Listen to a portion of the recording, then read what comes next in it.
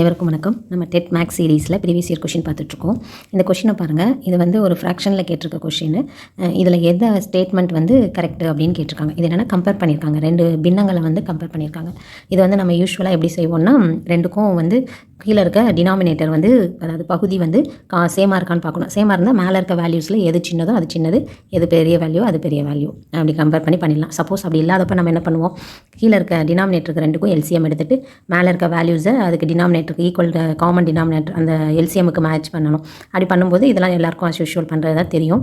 இதில் ஒரு சில பேருக்கு இந்த கன்ஃபியூஷன் வரும், ஆனால் எல்லாருக்கும் இருக்குமான்னு தெரியல. ஸோ அவங்களுக்காண்டி சொல்கிறேன். இந்த லெஸ் தென் கிரேட்டர் தென் இந்த இதோட சைனோட இது சில பேர் கன்ஃபியூஸ் ஆகும். இந்த பக்கம் இருக்கிறதுல லெஃப்ட் சைடு இருக்கிறது ஸ்மாலாக, இந்த பக்கம் இருக்கிறது பிக்கான்ற ஒரு கன்ஃபியூஷன் இருக்கும். இது வந்து எப்படி வச்சுக்கலாம்னா, இது ஆக்சுவலாக குழந்தைங்களுக்கு எப்படி சொல்லிக் கொடுப்பாங்கன்னா, crocodile மவுத் அப்படின்னு சொல்லுவாங்க. இந்த crocodile மவுத் வந்து எப்படின்னா, பிக்காக இருக்கிற பக்கம் ஓப்பனாக இருக்கும். ஸோ அப்போ அந்த பக்கம் இருக்கிற வேல்யூஸ் தான் பிக். இப்போ இப்படி இருந்துச்சுன்னா இந்த பக்கம் இருக்க வேல்யூஸ் பிக்கு, இந்த பக்கம் இருக்க வேல்யூஸ் ஸ்மால். அதுதான் இதோட மீனிங். ஸோ இந்த crocodile மவுத் வந்து பிக்கை பார்த்து ஓப்பன் ஆகும், கம்மியாக இருக்கிறதுல க்ளோஸ்டாக இருக்கும் அப்படின்னு ஞாபகம் வச்சுக்கோங்க. ஸோ இந்த மாதிரி இந்த சம சால்வ் பண்ணலாம்.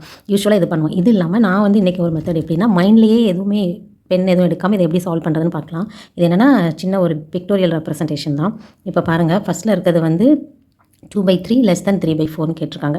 அடுத்து வந்து 3/5 சொல்லியிருக்காங்க. ஸோ இப்போ என்ன பண்ணலான்னா, ஃபஸ்ட்டு வந்து இதுக்கு மீனிங் என்னென்னா 2/3 அப்படின்னு என்ன மீனிங்னா, 3ல் 2 பங்குன்னு அர்த்தம். இது 1 2 3 இந்த 3 பார்ட்ஸில் 2 பங்கு நான் எடுத்திருக்கேன். அதுதான் வந்து இந்த 2/3யோட வேல்யூ.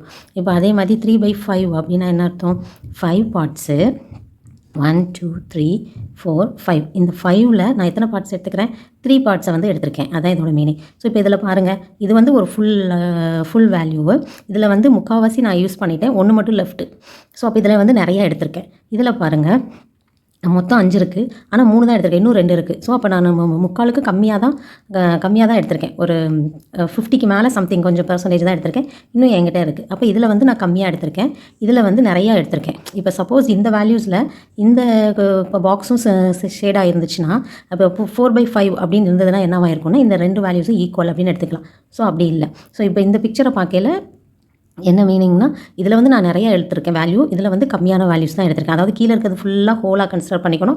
அதில் எவ்வளோ பார்ட்ஸ் நம்ம யூஸ் பண்ணியிருக்கோம் அதுதான் வந்து இங்கே அதை தான் பின்னத்தில் கொடுத்துருக்கோம். ஸோ அப்படி பார்த்தோன்னா இதில் எது பெருசு, இதுதான் பெருசு. கம்பேரிங் இந்த பின்னங்கள் இதில் இருக்க அமௌண்ட்டு தான் அதிகம். நான் வந்து நிறைய அமௌண்ட் எடுத்திருக்கேன். ஸோ ஆனால் இங்கே கொடுத்துருக்கிறது என்னது, 2/3 வந்து ஸ்மாலு, 3/5 வந்து பிக்குன்னு கொடுத்துருக்காங்க. அப்போ இது வந்து தப்பு. இதே மாதிரி அடுத்த சமயம் இப்போ நான் உங்களுக்கு இது புரியணுக்காண்டி இந்த பிக்சர் போட்டு எக்ஸ்பிளைன் பண்ணேன். இப்போ நெக்ஸ்ட் பாருங்கள், இதை மைண்ட்லேயே வச்சுக்கோங்க. இது வந்து 3/4னா 4 பாக்ஸு 3 ஷேட்ஸ் பண்ணி எடுத்திருக்கேன். ஸோ கொஞ்சம் தான் லெஃப்ட் ஆயிருக்கு. அடுத்து வந்து 7/2 7 பாக்ஸஸ் இருக்குது, ஒன்லி 2 தான் எடுத்திருக்கேன். அப்போ ரொம்ப 7லேருந்து ஒரு கம்மியான அமௌண்ட்டு தான் எடுத்திருக்கேன். நீங்கள் நம்ம என்ன யோசிக்கக்கூடாதுன்னா, இந்த கீழே இருக்க 7 5 இது பெருசு அதை யோசிக்காதீங்க. அது மொத்த பகுதியில் நீங்கள் எவ்வளோ அமௌண்ட்டை எடுத்திருக்கீங்க அதுதான் இந்த பின்னம். ஸோ அப்படி பார்க்கல 3/4 தான் அதிகம், 2/7 வந்து கம்மி. பட் இந்த சைன் வந்து லெஸ் தான் கொடுத்துருக்காங்க, இதுவும் தப்பு. இதை பார்த்தோம்னா இதுக்கு வந்து நம்ம டிஃபால்ட்டாக தெரியும், ஆஃப் வந்து காலை விட அதிகம். இது வந்து 1/4னா கால்னு அதிகம், இது அரைப்பங்கு அதிகம், இது கம்மி. ஸோ இப்போ இது 3மே கேன்சல். அப்போ லாஸ்ட் 1 இருக்கிறத ஆன்சர் அப்படி எடுத்துக்கலாம். அப்படி இல்லைனாலும் உங்களுக்கு செக் பண்ணணும்னா என்ன பண்ணுங்கள், இது 7 எடுத்துக்கிறோம், 7ல் 3 பங்கு எடுத்திருக்கேன். ஸோ ரிமைனிங் 4 வந்து லெஃப்ட் ஓவர் இருக்குது. இது பாருங்கள், 3ல் 2 பங்கு எடுத்துட்டேன். ஸோ மேக்ஸிமம் நான் எடுத்துகிட்டேன், கொஞ்சம் தான் கம்மியாக இருக்குது. அப்போ இந்த இதுபடி பார்க்கும்போது இது வந்து கம்மி, இது வந்து நிறையா மோர். இப்போ பார்க்கும்போது என்ன தெரியுது, இந்த லாஸ்ட் ஸ்டேட்மெண்ட் மட்டும்தான் நமக்கு வந்து கரெக்டாக இருக்குது. ரிமைனிங் எல்லாமே கொடுத்துருக்க இதை வந்து தப்பாக கொடுத்துருக்காங்க. இதே வந்து இந்த சிம்பிள் திரும்பி இருந்துச்சுன்னா, சைன் வந்து இப்படி மாற்றி இருந்ததுன்னா இது கரெக்டாக இருந்திருக்கும். பட் எல்லாமே தப்பு, இது ஒன்று மட்டும் தான் கரெக்டு. ஸோ இதுக்கு ஆன்சர் வந்து ஆப்ஷன் டி கிடைக்கும், லாஸ்ட் ஆன்சர். ஸோ இது வந்து ஃபஸ்ட்டு நான் உங்களுக்கு இப்போ புரியறதுக்காண்டி இப்படி பிக்சர் போட்டு எக்ஸ்பிளைன் பண்ணதுனால இவ்வளோ டைம் எடுத்திருக்கு. இதை நீங்கள் ஒரு 4-5 சம்முக்கு ப்ராக்டிஸ் பண்ணுங்கள்.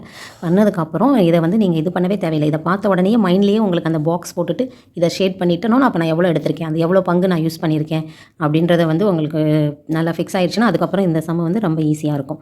இது யூஸ்ஃபுல்லாக இருந்தால் ஃபாலோ பண்ணிக்கோங்க. தேங்க்யூ.